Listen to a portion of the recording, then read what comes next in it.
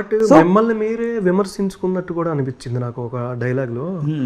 పరదా అని అనుపమ గారిది మీదే, దర్శన గారితో అదే పరదా కప్పుకుంటే పిల్లలు కూడా పుట్టేస్తారు కదా.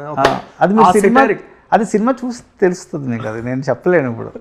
But the whole point of in the name of love అంటే మనం హద్దులు వేస్తాం చాలామందికి.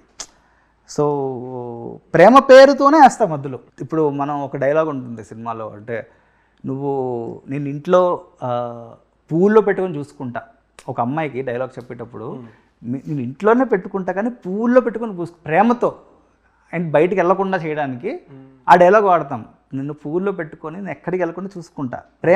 ప్రేమ పేరుతో మనం ఒక రెస్ట్రిక్ట్ చేస్తున్నాం ఒకరిని. అది మన సొసైటీలో ప్రతి విషయంలోనే ఉంటుంది, ప్రతి విషయంలోనే. దట్స్ వాట్ ఈ సినిమా డిబేట్ చేస్తుంది అనమాట. What is freedom, what is love. ఈ లవ్ ఫ్రీడము రెండు ఒక దగ్గర ఉంటాయా అన్నది క్వశ్చన్ చేస్తుంది ఈ సినిమా.